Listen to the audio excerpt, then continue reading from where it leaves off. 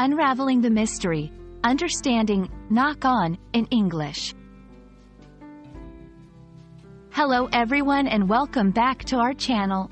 Today, we've got a really interesting topic to discuss. The phrase, knock on.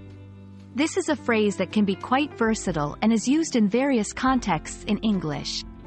Whether you're a beginner or an advanced English learner, understanding these types of phrases can really boost your fluency.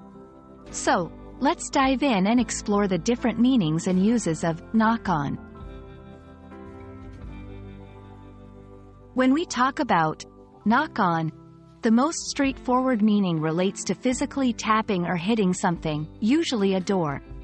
For example, when you visit someone's house, you might knock on their door to let them know you're there.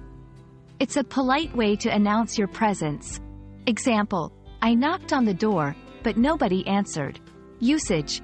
This is used when you physically use your knuckles to tap on a door or a surface.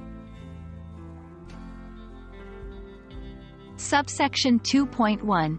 To influence or affect something.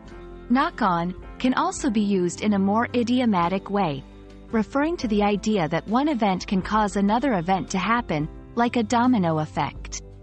Example, the change in the market will have a knock-on effect on our sales. Usage. Used to express that an event or action will cause another event or action. Subsection 2.2. In sports. In sports, particularly in rugby, knock on has a specific meaning.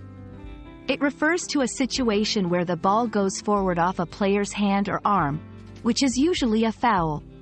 Example, the referee blew the whistle for a knock on. Usage, specific to rugby and some other sports.